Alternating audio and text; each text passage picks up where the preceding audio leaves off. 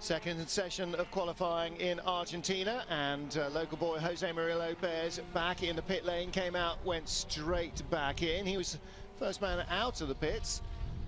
Ivar Muller now looking to try and get himself into the top 5. Harry Volkart, deal here is the fastest 12 from Q1 go through, and the real focus here is getting in the top 5 for that shootout to be on pole in race 1. Yeah, and the Citroens we know will all be there unless there's an issue.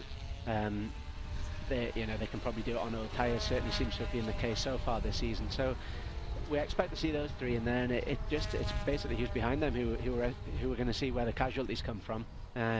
Some big names up there that could spring a surprise. Maybe Rob Huff in the mixer. That would be great to see him get through. But yep.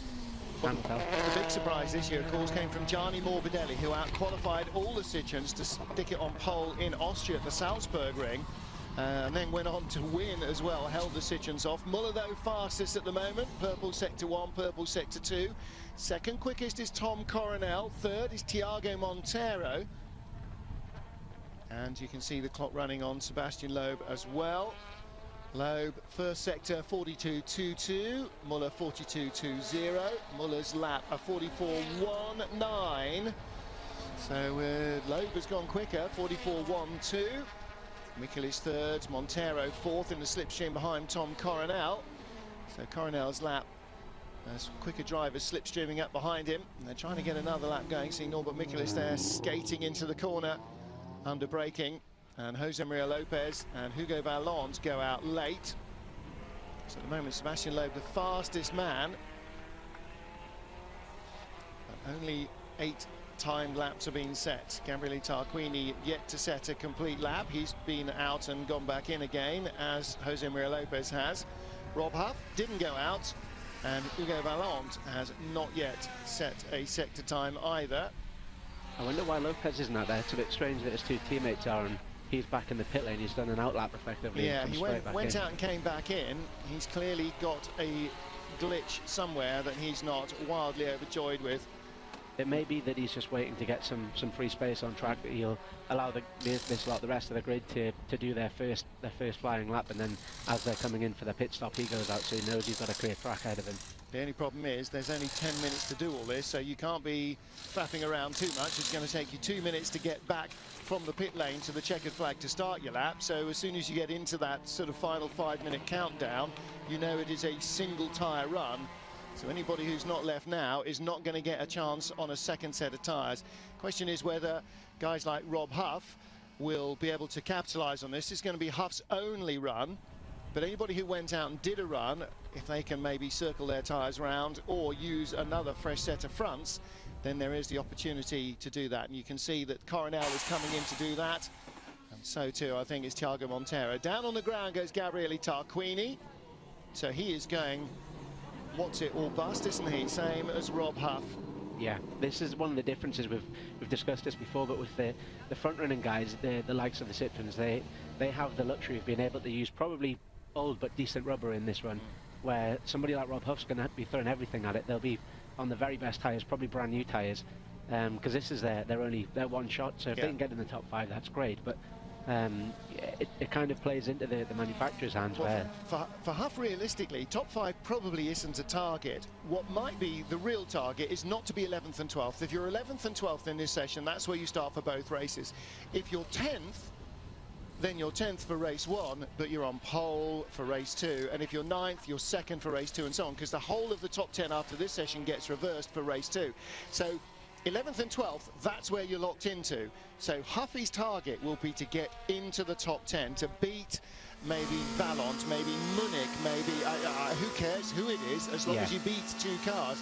At the moment, though, I have to say, 7th quickest, it's not going to be René Munich he's going to beat. It's going to be Hugo Vallant or Tom Coronel, because Lopez and Tarquini, who are 9th and 10th, really have got to produce a lap. Lopez really has got to produce a lap. Lopez is cracking on there, setting the fastest first sector of everybody. And again here, bearing in mind, the 5 that go through into Q3 get an entire new set of tyres just for that. So you don't have to conserve your tyres here. You would use them as if there was only 2 qualifying sessions. So this is about getting everything out of this 1 set of tyres.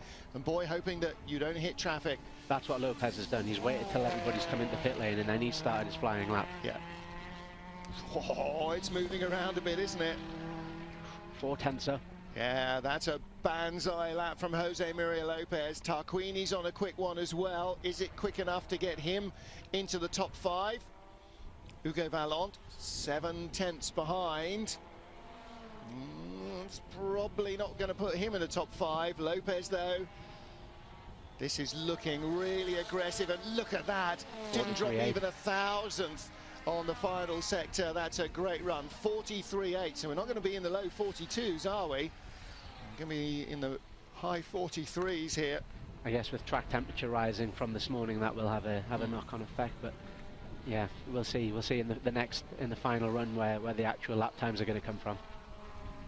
There's a lot of things which they can do between this run as well. Maybe like different engine maps, different turbo maps, and things like that, which they'll definitely chuck at the car for the final session. His girlfriend looking very happy, and why not? So Lopez, Loeb, Muller, you're 1, 2, 3. Mikulits 4th, Banani 5th. So 2 Citroens at the moment, 3 Citroens at the moment in the top 5, and 2 Hondas. However, neither of the factory Hondas is in the top 5. It's Mikulits for Zengo and Banani for Pro Team. Hugo Vallant is 6th. Looks like he has had his best lap, but he's not in. Lopez and Muller. Loeb and Muller already parked. Lopez will join them. So now the deal is Tarquini is still 12th. Huff is 11th. Coronel 10th. Coronel's just dragged a load of dirt on the track there. I don't know if you saw that, but you could see a load of shrapnel coming off the inside of the corner. Well, luckily for Huffy, he's behind him. However, Huff has just crossed the line again and has yet to set at any time at all. So I'm not quite sure what's going on with the timing beam. Is that Huffy on a second fast lap, or was he on a fast lap already? If this is his fast lap and he's in all this traffic, then they really mistimed that quite badly. Mikulits, 4th place for him at the moment. He's trying to put another lap in. Quite a lot of smoke coming out the back of Mikulits' car. That can sometimes be an indication of a turbo about to go, but I'm not saying that's happening, but it does seem that it's blown a bit of black smoke. Here's Tarquini, needs a lap. Clock is running 67 hundredths off in this first sector. He's not going to get in, is he? Not a chance. 6th place at the moment is 1.6 behind the fastest. He's already lost 0.6 in the first sector of the lap. And he hasn't got to the twisty bits yet. Blimey, this is a tall ask for Tarquini. Banani and Montero. Montero's quicker than Tarquini. Looks like Banani is as well. Banani's already in the top 5. Montero's not. Huff is on a flyer. They're all on a flyer. This is 9 of our top 12 basically in a long queue. So this is all about being 4th and 5th, because as you can see, Lopez has taken the checker. Loeb and Muller in the pits. Hugo Vallant has taken the checker, so he's out of it. Tarquini goes 5th, so Banani's been bounced as he takes the flag. And Montero bounces Tarquini because Mikulits stays in. So Castrol Honda's 5th and 6th on the grid for race 1. Potentially, or at least Tarquini will be 6th, Banani 7th, Vallant 8th, unless Banani's got a lap in the bag, because he's not taken the checkered flag yet. No, Chilton goes 6th ahead of Tarquini, who will now be 7th for both races. Look who's on reverse pole though, unless Munich can do a better lap. Wow. Rob Huff. Coronel's taken the checker. René Munich, can he find the lap for All Inkle? Wow, Rob Huff. That would be something, wouldn't it? Yeah. Look, he's got it next. Well, he might possibly be celebrating prematurely. No, Munich's not gone better. Also, possibly our timing and scoring may not have caught up with real life. That's been a bit of a problem through the qualifying session. I think Rob Huff is quite pleased with himself with that. That'll be a mega effort watching Rob from pole position, see what he can do from up there. Wow. There's Savvy, his engineer. Look at that smile, haven't seen that for a while. Rob Huff and Viktor Shapovalov on the left. He's the guy who's in charge of this Lada Sport team. Raced himself, of course, in the earlier iterations of Lada in the World Touring Car Championship 5 or 6 years ago when they first came in with Russian Bears.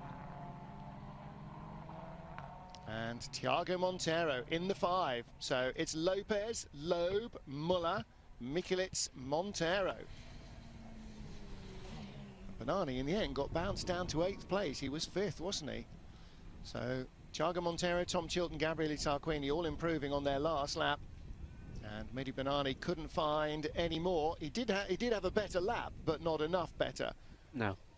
It was in that little train of cars, wasn't it, we saw having that last lap dash. He was too far forward. He was giving away more slipstream than he was getting, wasn't he? Yeah, and with the added error of these cars, you can be too close to the cars, yeah. Especially in a circuit like this, which has a lot of long radius corners. If you lose a little bit of downforce on the front end, that can cost you quite a lot of time. So we've got an interview coming with Hugo Valland. Hugo, just one run in qualifying 2 there, but it's landed you first row for qualifying race 2. Yeah, I mean, I guess we got pretty lucky at the end to get P9, but not so happy with the car right now because we have a lot of brake issue, especially in turning in the first sector, so in corner 1 and corner 2. So it's a bit difficult. We get a lot of oversteering, and I lost a lot of time in those 2 corners in my only attempt. So yeah, pretty happy to get P9 at the end because for race 2 it means a front row with Rob. So I guess it's the first time for him this season as well. No, it will be fun. It will be a good Sunday. Thanks very much. Thank you. Yeah, it will be a good Sunday as well. Yeah. So Rob Huff on pole and Hugo Valland second on the grid.